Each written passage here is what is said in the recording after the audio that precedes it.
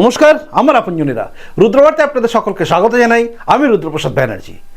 14ই March মানে আগামীকাল দিনটা কিন্তু পশ্চিমবঙ্গের ইতিহাসে একটা স্বর্ণাক্ষরে লিখিত থাকবে। তার কারণ হচ্ছে গেরুয়া প্লাবন উঠতে চলেছে। গেরুয়া ঝড় বা গেরুয়া প্লাবন আপনি যাই বলেন, সেটা উঠতে চলেছে। কারণ গোটা বাংলা জুড়ে একটা সাড়া পড়ে গেছে, মোদিজি আসছে। তার আগে যে পরিবেশ তৈরি করা হয়েছিল পরিবর্তন যাত্রা, এই পরিবর্তন যাত্রা এবং তার আগে সংকল্প যাত্রা, সমস্ত কিছু কার্যত একটা অদ্ভুতভাবে মানুষের মধ্যে উন্মাদনা এনে দিয়েছে এবং যেটা বিজেপির বুথ লেভেল কর্মীদের কিন্তু উদ্বুদ্ধ করেছে। বুথ স্তর থেকে প্রচুর কর্মী তারা কিন্তু এবার এগিয়ে এসছে এবং যেটা 2021 সালে আমরা দেখিনি, সেটা হচ্ছে বুথ স্তর থেকে মানুষের উঠে আসা এই ঢল। গতকাল থেকে আমরা দেখছি বিভিন্ন জায়গায় একটা সাজো রব চলেছে। আজ তো উন্মাদনা তুঙ্গে, চারিদিক থেকে মানুষ কিন্তু যারা দূর থেকে আসছে তারা অলরেডি আসা শুরু করে দিয়েছে। ব্রিগেড প্যারেড গ্রাউন্ডের দিকে তারা এগোনো শুরু করে দিয়েছে, মানে তাদের মতো করে তারা এগোনো শুরু করে দিয়েছে। যে পারছে হাওড়া স্টেশনে আসা থেকে শুরু করে সব জায়গায় যেখানে বিজেপি পারছে তাদের বসার জায়গা থাকার জায়গা ব্যবস্থা করে দিচ্ছে এবং তারা সবাই আসছে। অর্থাৎ দূর থেকে যারা আসছেন তারা অলরেডি পশ্চিমবঙ্গের বিভিন্ন প্রান্ত থেকে তারা কিন্তু এসে ব্রিগেডে অলরেডি চলে আসা শুরু করে দিয়েছে। অর্থাৎ মানুষের ঢল, বিজেপি কর্মীদের ঢল কিন্তু চোখে পড়ার মতো। আজকে শিয়ালদা স্টেশনে কিন্তু শ্রমিক ভট্টাচার্য মানে রাজ্য বিজেপি সভাপতি এবং তার সঙ্গে সঙ্গে যুব মোর্চার সভাপতি ইন্দ্রনীল খান সমিত সবাই এসেছিলেন। যে শিয়ালদা স্টেশনে যেখানে বিজেপির কর্মীরা যারা এসেছেন তাদেরকে থাকার জায়গা যেখানে ব্যবস্থা করা হয়েছে সেখানে তদারকি করার জন্য এবং দেখার জন্য।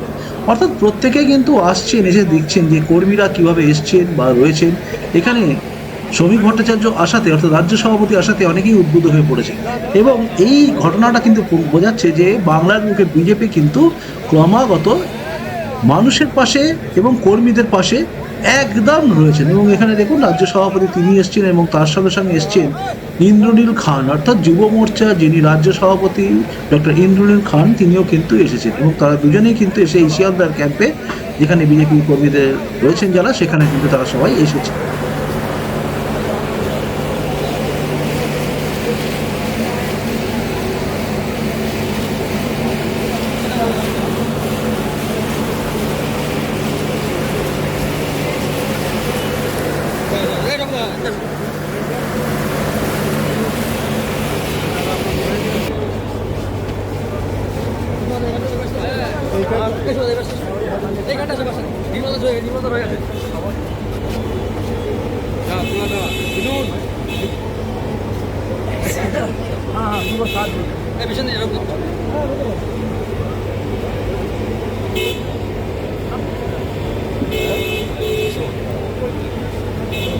এবং যেভাবে এই কাতারে কর্মীরা বুথ লেভেল থেকে উঠে আসছে এবং যারা আসতে চলেছে আগামীকাল, কার্যত এই গেরুয়া ঢেউ কিন্তু নাড়াচাড়া করে দেবে গোটা বাংলার রানীমার মসনদকে।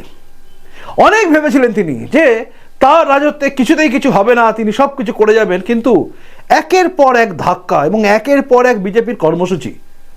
দেখুন, এসআইআরটা একটা আলাদা পার্ট, কিন্তু বিজেপি এই যে লাগাতার কিছুদিন ধরে চলছিল পরিবর্তন যাত্রা এবং তার আগে চলছিল বুথ বিজয় অভিযান এবং তার আগে অনেকগুলো প্রোগ্রাম, ছোট প্রোগ্রাম করতে তারা আজকে এই জায়গাটা নিয়ে এসছে। যে ব্যাপক ঢল আগামীকাল আপনি দেখবেন, কার্যত চমকে যাবে বাংলার বুকে এইরকম গেরুয়া প্লাবন আপনি কিন্তু আগে কোনোদিন দেখেছেন বলে আমার মনে হয় না, তা দেখবেন বলে যেটা হতে চলেছে আর কি। আমি এখন থেকে বলছি, তার কারণ হচ্ছে গ্রাউন্ড রিয়েলিটি আমি জানি। যে সংখ্যায় বাস আসতে চলেছে কলকাতার বুকে, কলকাতা পুলিশ হয়তো বিভিন্ন জায়গায় চিন্তা করবে বা চেষ্টা করবে, বা পশ্চিমবঙ্গের বিভিন্ন পুলিশ বিভিন্ন প্রান্তে চেষ্টা করবে এই র্যালিতে যাতে অনেক বাস পৌঁছতে না পারে, চেষ্টা করবে। এটা বিরোধীরা বারবার অভিযোগ করছে যে এই চেষ্টা হয় বারবার এবং বারবার বিভিন্ন জায়গায় বাধাপ্রাপ্ত করার চেষ্টা করা হয় এবং বহু জায়গায় বাসের মালিকদের হুমকি দেওয়া হয় আপনারা বাস দেবেন না। তবুও বাস আসছে, তবুও মানুষ আসছে, ট্রেন বুক হচ্ছে।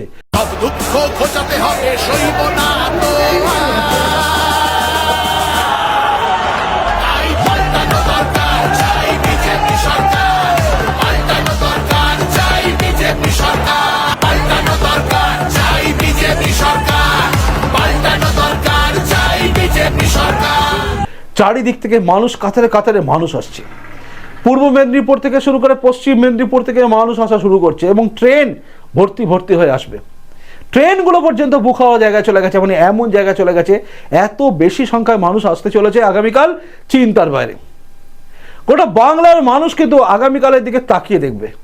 এমনিতেই বাংলার মানুষ এই পরিবর্তন যাত্রা দেখেছে চারিদিকে, এবং সেখানে মানুষ দেখেছে বিজেপি রাস্তায় আছে, যেটা তৃণমূল কার্যত ধর্ণা মঞ্চে চলে গেছে। ধর্ণা নয়, ধর্ণা মানে ধর না, তো ধর্ণায় চলে গেছে মমতা বন্দ্যোপাধ্যায়ের রাজত্বে তৃণমূল কংগ্রেস। এবং তৃণমূল কংগ্রেস বুঝে গেছে তাদের রাজত্ব শেষ।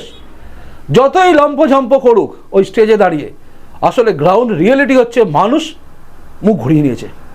মানুষ মুখ ঘুরিয়ে নিয়েছে তৃণমূলের কাছ থেকে। কারণ তৃণমূলের যে অরাজকতা, যে অপশাসন দেখেছে, এবং তৃণমূল রাজত্বে যেভাবে বেকার ছেলে মেয়েদের চাকরি নিয়ে খেলা হয়ে গেছে, এবং যেভাবে এই শেষ দিকে যুব সাথী বলে একটা প্রকল্প তৈরি করে এমন করে ফেলেছেন মমতা বন্দ্যোপাধ্যায়, কার্যত তৃণমূল কংগ্রেসের অনেক লোকেরাই বলছে এটা ভুল হয়েছে। যুবকদের সামনে আর কোনো চাকরি নেই, যুবতীদের সামনে কোনো চাকরি নেই, তাই তাদেরকে যুব সাথী দেওয়া হচ্ছে। মানে একদম 21 থেকে 40 বছর হয়ে গেল, শেষ, চাকরি বাকরি পাবে না, 1,500 টাকা করে পাও, পেয়ে থাকো। এই 1,500 টাকা পেয়ে আর লক্ষ্মীর ভাণ্ডারে 1,500 টাকা পেয়ে কি সংসার চলবে? এই প্রশ্নের সামনে দাঁড়িয়ে আছে গোটা বাংলার যুব সমাজ। এবং তারা বুঝে গেছে যে এই রাজ্যে, এই রাজত্বে, তৃণমূলের রাজত্বে কিচ্ছু হবে না। তাই দেখছিলাম একজন বলছে, আমার সকালেই দেখলাম আমার অ্যাকাউন্টে 1,500 টাকা যুবসাথী ঢুকেছে, টাকা ঢুকেছে, এবং ওই টাকা নিয়ে আমি যাচ্ছি আজকে মোদিজির সভায়, এবং ভোট আমি মোদিজিকেই দেবো। অর্থাৎ মানুষ একদম দৃঢ় সংকল্প করে নিয়েছে যে পরিবর্তন হচ্ছে এবং হবেই। আর পরিবর্তনের এই ডাকে কিন্তু মানুষ পিলপিল করে আসছে এবং আসবেও। আগামীকাল আমরা দেখবো কিন্তু জনপ্লাবন, গেরুয়া প্লাবন, একদম নিশ্চিত থাকুন। আর যেটা হতে চলেছে বাংলার বুকে, সেটা কিন্তু একটা ইতিহাস সৃষ্টি করবে। বামফ্রন্ট একসময় ব্রিগেড ভরাতো, কিন্তু সেই ব্রিগেড আর এই ব্রিগেডের মধ্যে অনেক তফাৎ। বামফ্রন্ট ক্ষমতায় থেকে ব্রিগেড ভরিয়েছে, তৃণমূল ক্ষমতায় থেকে ব্রিগেড ভরিয়েছে, কিন্তু বিজেপি ক্ষমতায় না থেকে ব্রিগেড ভরাবে বাংলায়। এবং সেটাই দেখতে চলেছে আগামীকাল গোটা বাংলা এবং গোটা দেশ, যে বাংলার বুকে বিজেপি কিভাবে গেরুয়া প্লাবন তৈরি করেছে। এবং গেরুয়া প্লাবনে আশা করা যায় এই তৃণমূল ধুয়ে মুছে সাফ হয়ে যাবে। এবং আগামীকালে পরে মানুষের কিন্তু দৃঢ় সংকল্প নেবে যে হ্যাঁ, এইবার এই সরকার যাচ্ছে। এমনিতেই আপনারা জানেন মমতা বন্দ্যোপাধ্যায় সেই জায়গায় নেই, আর সরকারে ফেরার জায়গায়। মমতা বন্দ্যোপাধ্যায়ের যে সিট ভবানীপুর, সেই ভবানীপুরের সিটে মমতা বন্দ্যোপাধ্যায় জিততে পারবেন না বলেই সবাই আশা করছে, এবং আমরা জানি হিসাব বলছে তিনি হারবেন। এবং বিভিন্ন প্রান্তে তৃণমূলের বহু নেতাই কিন্তু হেরে ভূত হয়ে যাবে, যারা স্বপ্ন দেখছে আমরা জিতে আবারও বাংলার বুকে আবার রাজত্ব করব, বাংলার বুকে আবার চুরি করব, বাংলার বুকে আবারও সেই শিক্ষা থেকে শুরু করে চাকরি সব জায়গায় দুর্নীতি করব এবং নিজেদের পকেট ভরবো। আবারও চিন্তা করছে ঘুগনি মুড়ি বিক্রি করার কথা, বাংলার জনগণকে বোঝাবো আর নিজেরা কোটিপতি হব। সেই সব স্বপ্ন তাদের শেষ হতে চলেছে। বাংলার জনগণ ঐক্যবদ্ধ এবং গেরুয়া প্লাবন আগামীকাল আসছে।